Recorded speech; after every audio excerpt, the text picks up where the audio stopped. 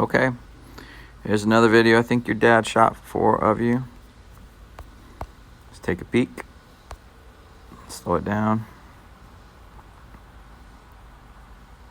Okay. We don't see what happens with that. But okay, let's just go to the next one because we don't get the whole shot there. Again, let's look at the footwork here. Let me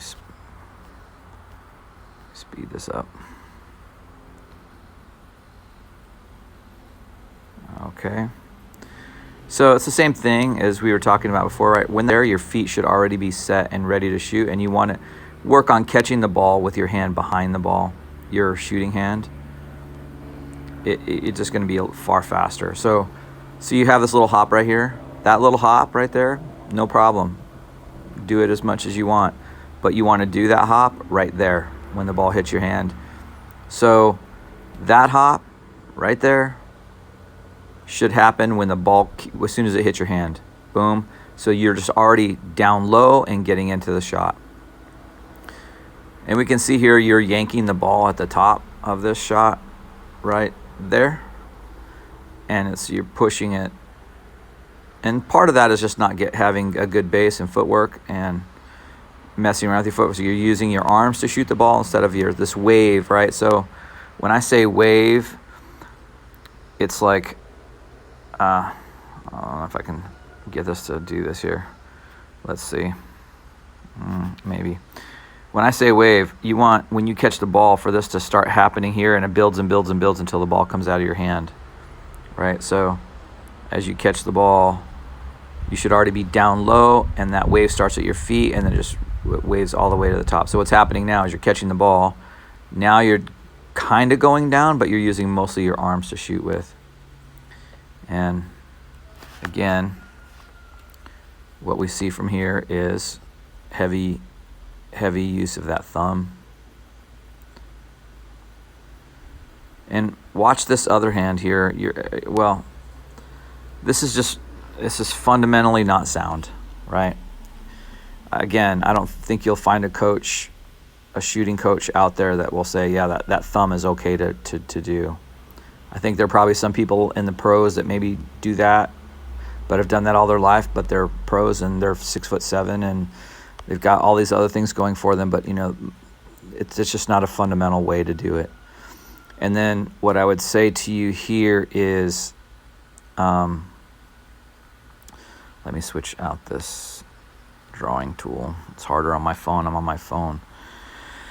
So we want to bring this elbow in, right? So that's not flared out. So that drill that we do where you hold the ball underneath you and you rotate it up, you want to do that. Your hand is sort of on the side of the ball, and you'll watch this now. It's pushing outward, right? It should be underneath the ball. Like, it's hard to show on this angle, but I know you know what I'm talking about, right? It's way on the outside, and so you can already see the rotation of the ball starting to go the opposite direction.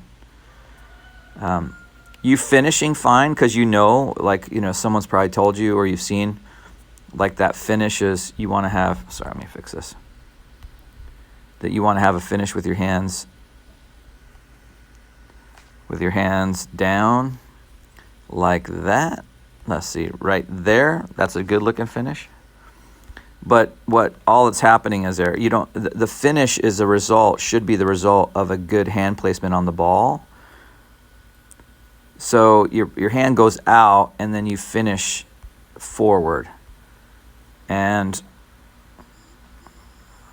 the finish is a result of good hand placement and good arm movement, how your arms are placed and how your hand moves. It's not a result, it's not a thing that happens after something that's less desirable. All right, so anyway, let's zoom this back out, Tammy.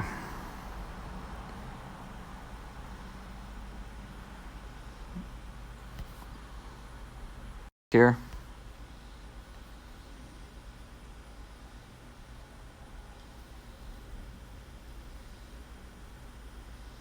It's not too bad there. I would just really finish a little bit higher with your arm. your shooting hand. It's the mechanics of how you're holding the ball, your offhand getting in the way, your thumb shooting, and you're pushing outward because your elbow's out. Those are the big things. So you're gonna hit some baskets when you have time to look and watch, and you're close enough to hit baskets. But as you move up and the game moves up in intensity and it gets faster, you're gonna struggle to make baskets. One, because you're catching the ball, then you're hopping, and by that time, think about this: you're coming off a screen, boom, you caught the ball, and you have half a second, and the defense is on you. So you don't have time to do this after you catch it. You have to be doing this hop as you catch it.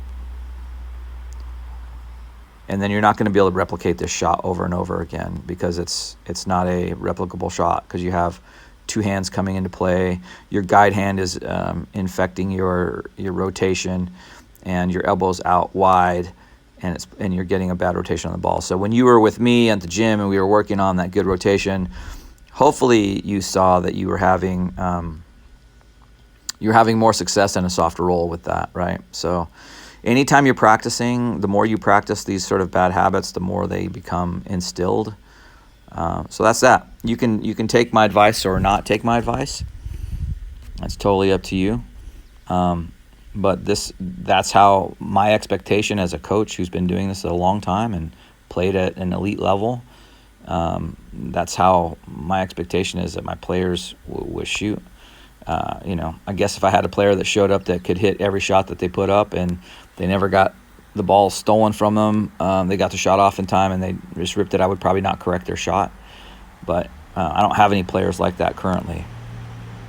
So instead, we try to just teach the fundamentals that are taught today, not just fundamentals that I learned. I think a lot of what I learned is different than what's being taught today and what I teach. Like, for example, I teach you this 1-2 step, but this hop is perfectly acceptable. I usually teach that a little bit later on. I want people to get that first step, learn the 1-2 step first, because that's what's important when you come off a screen. You'll rarely get just straight looks at the ball where you can hop into it. So there you go. Take my advice or don't take it. All right.